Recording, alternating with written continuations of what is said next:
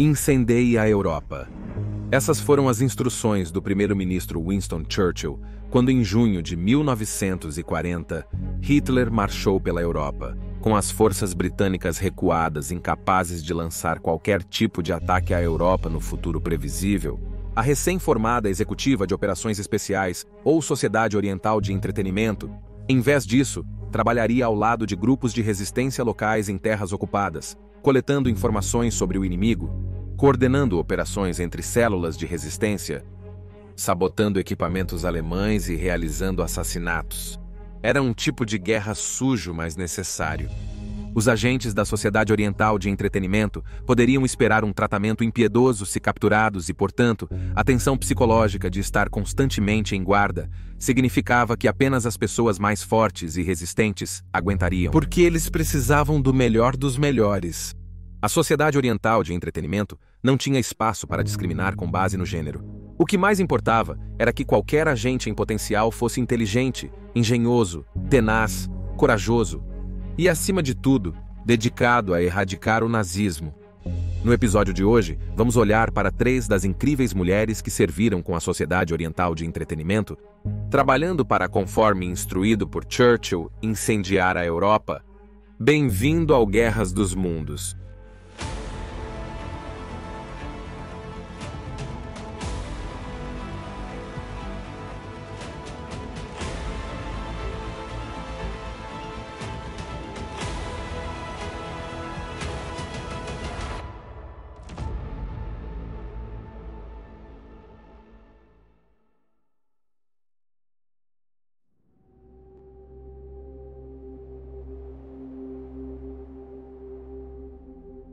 Vera Atkins poderia reivindicar ser a principal espiã feminina da Reino Unido durante a Segunda Guerra Mundial. Nascida em Bucareste, Romênia, em 16 de junho de 1908 como Vera Rosenberg, ela era filha de um judeu alemão e sua esposa inglesa. Após a morte de seu pai em 1932, ela continuou a estudar línguas modernas em Paris, antes de ela e sua mãe se mudarem permanentemente para o Reino Unido, à medida que a situação na Europa começava a se deteriorar. E antes mesmo de a guerra estourar, ela estava sendo recrutada como espiã. O espião canadense William Stevens, trabalhando com Winston Churchill, que ainda não era o primeiro-ministro da Reino Unido, identificou Vera como alguém que eles poderiam usar em missões na Europa para coletar informações sobre a Alemanha, agora usando o nome mais anglicano de Vera Atkins e se passando por uma civil comum.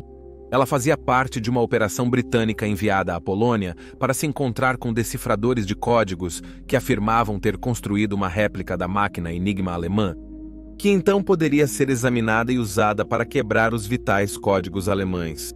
Viajando de avião via Grécia, para não alertar excessivamente quaisquer agentes alemães que possam estar atrás deles, o grupo de Atkins pousou na Polônia apenas 6 dias antes dos exércitos de Hitler cruzarem a fronteira em 1º de setembro de 1939, iniciando a Segunda Guerra Mundial.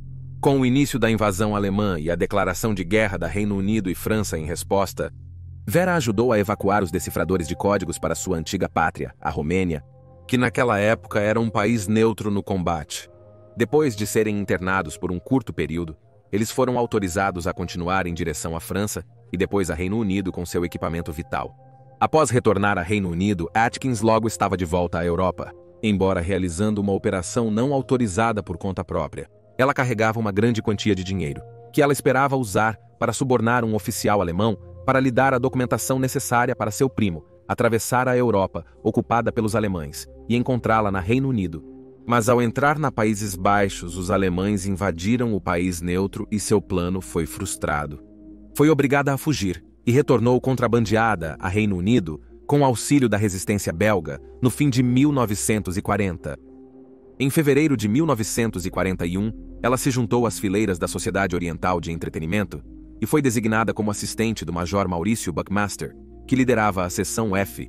Trabalhava com operações especiais na França. A equipe da Seção F tinha apenas 8 membros, mas acabaria sendo responsável por cerca de 470 agentes trabalhando em campo contra os alemães. Comparado a outras instituições militares, a hierarquia da Seção F era mais relaxada. permitindo que todos dessem sua opinião nas operações, e Atkins rapidamente se estabeleceu como um dos membros mais proeminentes, com alguns até chegando a dizer que, enquanto Buckmaster estava no comando, ela era, no entanto, o cérebro da operação. Atkins estava profundamente envolvida no recrutamento de novos agentes, muitas vezes entrevistando e avaliando-os pessoalmente. Então, ela personalizava um treino para eles, planejava boa parte de sua operação na própria França.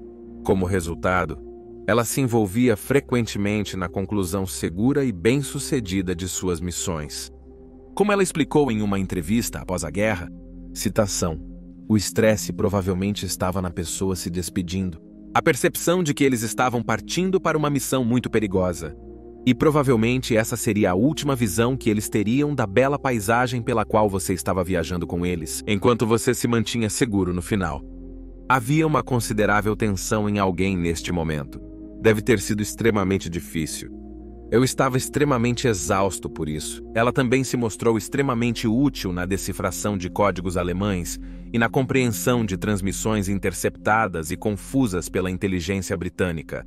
Após a conclusão da guerra, ela auxiliou nas investigações de crimes de guerra alemães, entrevistando pessoas que cometeram alguns dos crimes mais hediondos da história. Hugo Bleicher, um oficial da Abwehr que reprimiu impiedosamente toda resistência à ocupação alemã, julgou seu interrogatório como o mais habilidoso ao qual ele havia sido submetido por seus captores holandeses, franceses e britânicos. Talvez seu interrogatório mais perturbador tenha ocorrido em março de 1946, onde ela se encontrou sentada à mesa com Rudolf Hess, o comandante alemão de Auschwitz.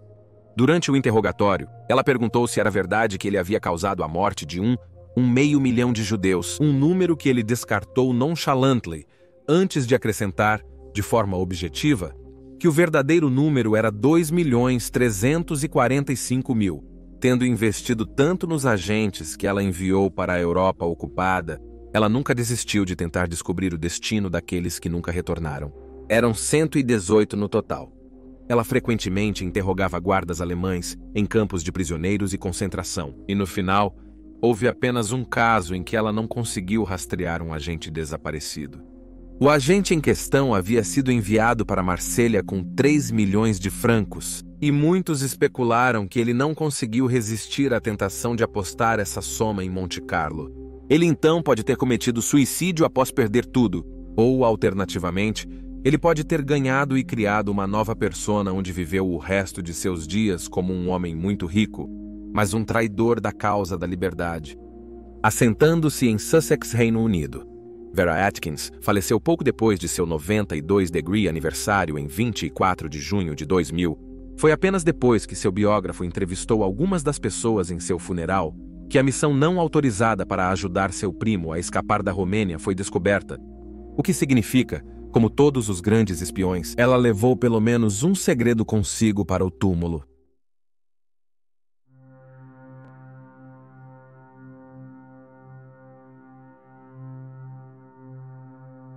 Nasceu em Polônia, em 1º de maio de 1908.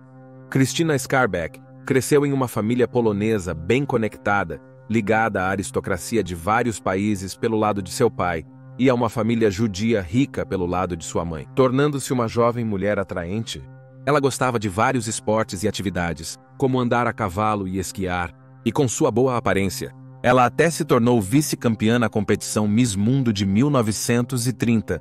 No entanto, em um nível pessoal, parecia que a felicidade estava apenas fora de alcance.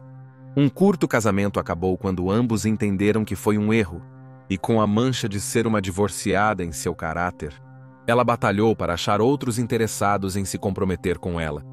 Então, um dia, enquanto esquiava nas encostas de Zakopane, ela perdeu o controle, e se não fosse pela intervenção de outro esquiador por perto, ela poderia ter sofrido inúmeras lesões. Naquele momento, ela não poderia saber que acabara de conhecer seu futuro marido. Jerzy Gizik era muito semelhante a Christina em muitos aspectos, ambos sendo indivíduos teimosos e firmes.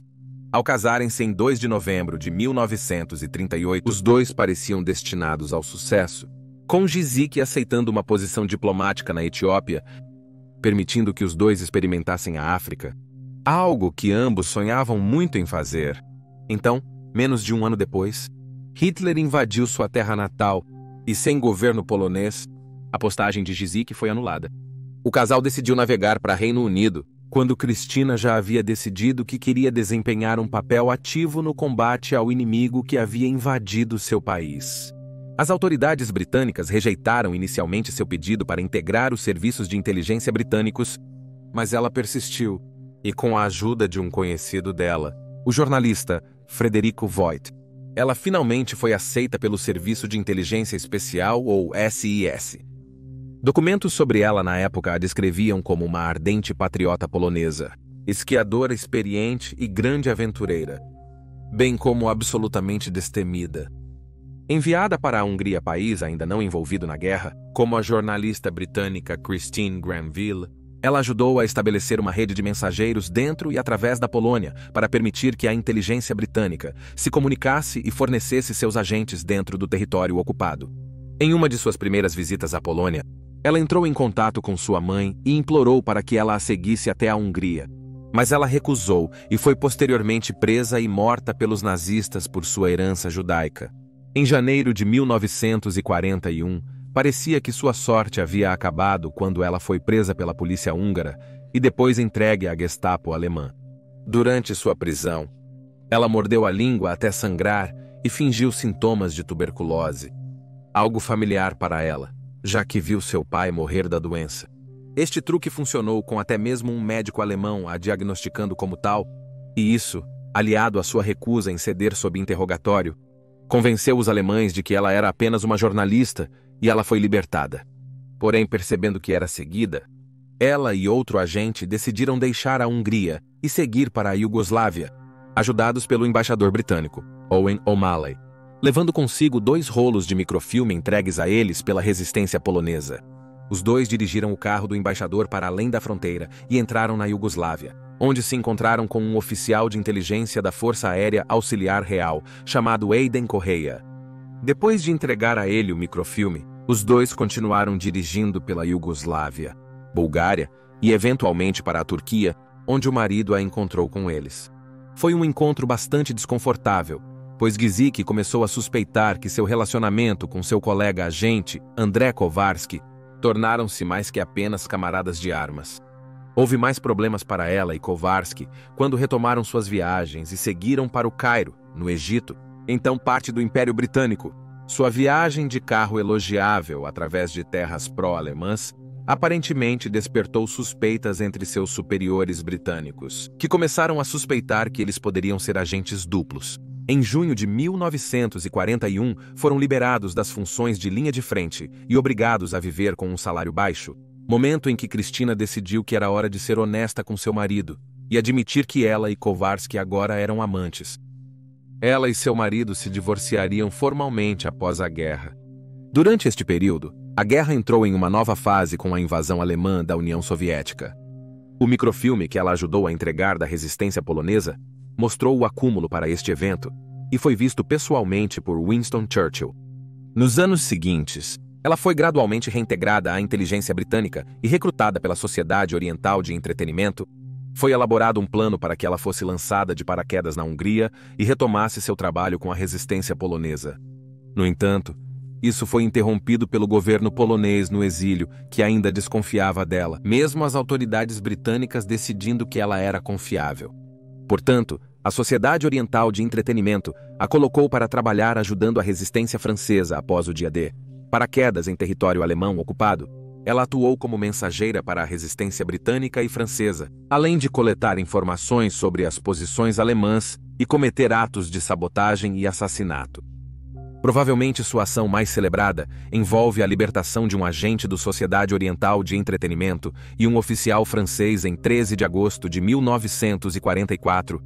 Ela tentou reunir os combatentes da resistência francesa para ajudá-la a invadir a prisão onde os 2 estavam detidos. E quando isso falhou, ela, em vez disso, elaborou um plano astuto. Ela fez contato com o oficial da Gestapo responsável pela prisão deles e revelou sua identidade, informando a ele que ela era uma agente britânica e, além disso, era sobrinha do general britânico Bernard Montgomery, com as tropas aliadas a menos de 40 milhas de distância. Ela disse ao oficial da Gestapo que, se ele o soltasse sem danos, Ela faria tudo o que pudesse para protegê-lo da retribuição dos locais franceses, a quem ele vinha aterrorizando sob a ocupação. No entanto, se ele recusasse, ela avisou que não podia protegê-lo. O oficial da Gestapo concordou e os libertou em segurança. No final de 1944, a França estava agora em grande parte de volta ao domínio de seu povo e as operações da Sociedade Oriental de Entretenimento logo cessaram. Cristina e Kowarski estavam quase sendo retornados à Polônia. Contudo, o plano foi descartado após a captura de outros agentes pelo exército soviético na Europa Oriental. Seu tempo como agente secreta havia terminado, mas, infelizmente, a vida pós-guerra do herói foi marcada por dificuldades. O relacionamento dela com Kowarski esfriou e tentou reatar um antigo amor britânico no Quênia, mas não conseguiu uma permissão de trabalho lá. Pulando de emprego em emprego, ela eventualmente encontrou emprego como comissária em um transatlântico, onde era esperado que ela usasse suas muitas medalhas que lhe foram concedidas com seu uniforme. Isso a tornou uma favorita firme entre os hóspedes ricos pagantes, para a grande irritação dos outros comissários que não tinham quase tantos prêmios por seu serviço. Ela, se sentindo isolada dos colegas de navio, achou conforto com um homem, Dennis Muldowney, mas eventualmente esse conforto se transformou em cautela, pois ela o achou possessivo e intimidador. Durante uma escala em Reino Unido em 15 de junho de 1952, Muldowney entrou em fúria contra ela e a esfaqueou até a morte em um quarto do Hotel Shelbourne, em Earl's Court, depois que ela recusou suas investidas. Muldowney se declarou culpado de assassinato e foi enforcado 3 meses depois. Christina Scarbeck, que vivia sob seu nome britânico Christine Granville desde a guerra, tinha apenas 37 anos quando morreu.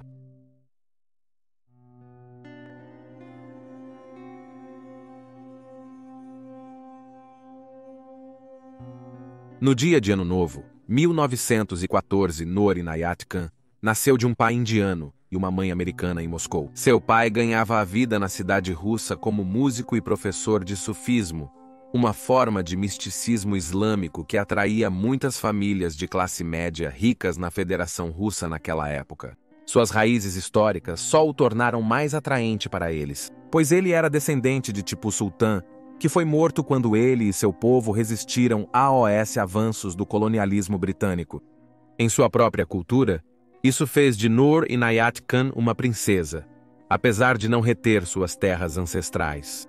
Enquanto a Federação Russa enfrentava um tumulto político na Primeira Guerra Mundial, seu pai mudou a família para Reino Unido antes de se mudar para a França, se estabelecendo em Paris, onde ela realizou grande parte de sua educação antes de encontrar trabalho escrevendo histórias infantis. Sua carreira foi interrompida, no entanto, pois as nuvens de guerra mais uma vez mergulharam a Europa em escuridão e com a França à beira da queda, ela escapou para Reino Unido, decidindo que desejava lutar contra os nazistas. Khan se alistou na Força Aérea Auxiliar Feminina Britânica em 19 de novembro de 1940, mas insatisfeita com as tarefas mais mundanas que a UAF desempenhava. Em menos de um ano, ela se candidatou a um cargo nos serviços de inteligência. Sua candidatura foi aceita. Ela começou seu treinamento em Compton Basset, em Wiltshire, como operadora de rádio, tornando-se a primeira membro da UAF a receber tal treinamento avançado. Dado seu conhecimento íntimo da França, e em particular, a capital ocupada de Paris, e aliado a este novo treinamento, ela foi eventualmente recrutada pela Sociedade Oriental de Entretenimento em novembro de 1942. No entanto, a organização secreta estava um pouco hesitante em usá-la em campo, devido à sua herança, e com a intolerância racial de até mesmo muitos soldados alemães comuns na França, temia-se que ela atraísse muita atenção. Eventualmente, tais dúvidas foram esquecidas, já que ela passaria grande parte do seu tempo escondida com a resistência francesa. Nos meses seguintes, ela recebeu treinamento extensivo em técnicas de guerra paramilitar e clandestina em vários locais da Reino Unido, em um esforço para dar a ela a melhor preparação possível para os desafios que estavam por vir. Então, na noite de 16 de junho de 1943, ela embarcou em uma aeronave da RAF, foi levada de avião para a França, ocupada pelos alemães, através do Canal da Mancha. Tendo recebido o codinome Madalena, ela foi instruída a ir para Paris e fazer contato com um agente codinome Cinema ou Fono, nome verdadeiro, Henrique Gary, da rede de resistência Prosper. Ela então serviria como sua operadora de rádio, possibilitando contato com comandantes franceses exilados na Reino Unido e coordenar operações entre as forças aliadas e outros grupos de resistência. No entanto, quase não aconteceu, pois sua chegada coincidiu com uma operação da Gestapo para derrubar o grupo, e dezenas de prisões foram feitas, embora Khan tenha conseguido escapar. Após recuperar seu rádio do grupo de resistência em Le Mans, ela o trouxe de volta para sua casa em Paris, ela agora sendo a única agente de transmissão restante na cidade no terceiro trimestre de 1943. Constantemente em movimento e fazendo o que podia para se disfarçar, ela conseguiu evadir os alemães por 3 meses e meio, enquanto continuava a transmitir mensagens via rádio, bem como organizando voos clandestinos para agentes e suprimentos para dentro e fora do campo francês, utilizando o britânico Lisandro.